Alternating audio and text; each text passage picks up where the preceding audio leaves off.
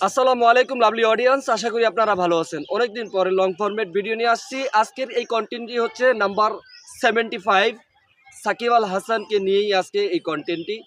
ভাই দেখুন, আমি সাকিব আল হাসানের অ্যাজ এ ফ্যান না, তবুও যেহেতু বাংলাদেশে একজন খেলোয়াড় এবং সেই সাথে অলরাউন্ডার, সাকিব আল হাসানের কোথাও কোনো ঘাটতি নাই এবং তাকে সবাই চিনে, বিখ্যাত এবং ফুটবলারও তাকে চিনে। সেই সাকিব আল হাসানকে নিয়ে আজকে এই কন্টেন্টটি। ভাই দেখুন, 2000 আর কি 24-এর পর থেকে, মানে 24-এর 5ই আগস্টের পর থেকে কিন্তু সে দেশে ছিলেন না, মানে দেশের বাহিরে ছিলেন। সে যখন সরকার মানে সেই হাসিনার আমলে যখন সে এমপি ইলেকশন করেছেন, তখন থেকে সে বিতর্ক হয়ে গেছেন। আসলে এটাই স্বাভাবিক যে অ্যাজ এ খেলোয়াড় হিসেবে সেটা সকলেই কিন্তু এটা চায় না যে সে অন্য দলের সাথে অন্তর্ভুক্ত হোক, ইনভলভ হোক, কিন্তু সে ইনভলভ হয়ে গেছে একটা পর্যায়ক্রমে, অথবা তাকে ফোর্স করা হয়েছে। সেই শেখ হাসিনায় ফ্যাসিস্ট, সেই সাকিব আল হাসান সবার কাছে এখন কালারিং, কেউর কাছে কালারিং, কেউর কাছে তার কাছে ফেভারেট। ডেফিনেটলি এটাই স্বাভাবিক। তবে আজকের এই কন্টেন্টটি ভাই এবং চূড়ান্ত এবং বাংলাদেশের জন্য সাকিব আল হাসান কতটা প্রয়োজন সেটা নিয়ে।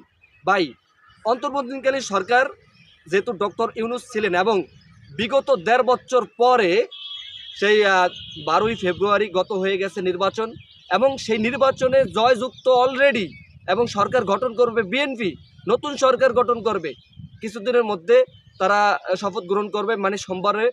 যেহেতু সরকার গঠন করবে, আমার একটাই উচিত, একটাই দাবি দেওয়া আমাদের, যেহেতু মির্জা ফখরুল ইসলাম আলমগীর বলছে সে কোনো রকম ইস্যুস নাই, যদি সে শারীরিক ফিট থাকে তাহলে সে দলের সাথে অন্তর্ভুক্ত হয়ে খেলতে পারবে, যেহেতু এটা গ্রিন সিগন্যাল। তবে যেন কথাগুলো উইথড্র যেন না হয়, এটা আমরা চাই। সেই সাকিব আল হাসান এখন এই মুহূর্তে ক্লান্তি লগ্নে বাংলাদেশের দরকার। আমরা বিভিন্ন গণমাধ্যম কর্মীদেরকে দেখেছি এবং আমিও চেষ্টা করি বিভিন্ন গণমাধ্যম কর্মীদের রিয়াসাত আজিমের যে ভিডিওসগুলো রেফার করার চেষ্টা করি এবং বিভিন্ন তথ্য উপত্য জেনেই কিন্তু ভিডিও আপলোড করার চেষ্টা করি। তো সেই সাকিব আল হাসান আগামী 2027 বিশ্বকাপ, চ্যাম্পিয়ন্স ট্রফি যেন আমরা তাকে সশরীরে দেখতে চাই। এবং আপকামিং যেহেতু বাংলাদেশ T20 বিশ্বকাপ খেলতেছেন এই মুহূর্তে, আপনাদেরকে হাজারো কন্টেন্ট করেছি, সেহেতু আপকামিং 15 মার্চ মাসে আর কি, মেবি মার্চ মাসে পাকিস্তানের এগেনস্টে খেলা হবে সিরিজ। অবশ্যই সেই সাকিব আল হাসানকে এই মুহূর্তে দল দরকার। ভাই দেখুন, সে শারীরিকভাবে ফিট না ফিট সেটা তো আপনারা জানেনই। সে কন্টিনিউয়াসলি বাহিরের যে লিগগুলা খেলতে আছেন এবং তিনি তার স্ট্যান্স ক্লিয়ার করেছেন যে আমি যে দলের সাথে যে ইনভলভ হবে এই জন্য যে আমি খেলতে আছি, বিষয়টা এরকম না। কিন্তু তার কাছে খেলাটা একেবারে একটা মানে খাবার পরিণত হয়ে গেছে। সেই সাকিব আল হাসান, সেই সাকিব আল হাসানকে আমরা দলে এই মুহূর্তে চাই। সেই সাকিব আল হাসান যদি দলে আসে তাহলে অবশ্যই ছোটরাও তাকে ফলো করে আস্তে আস্তে শিখবে ডে বাই ডে, এবং আপকামিং 27 বিশ্বকাপ এবং চ্যাম্পিয়ন্স ট্রফি আদার্স যেই সিরিজগুলো, অবশ্যই তাকে আমরা সশরীরে দেখতে চাই। এবং এটা যদি কোনো রকম রাজনীতি ফায়দা লুটায়, ভাই ওরা কিন্তু দেশের ভালো চায় না। ওরা দেশকে এভাবে করে ডুবিয়েছে এবং আরও ডুবাইতে চায়, যেমনিভাবে ক্রিকেটটা আসলে এই মুহূর্তে ডুবে গেছেন, ভরাডুবি। T20 বিশ্বকাপ অবশ্যই বাংলাদেশের ডিগনিটিতে আঘাত হানা দিয়েছে একটা কারণে, মুস্তাফিজের ইস্যুর কারণে।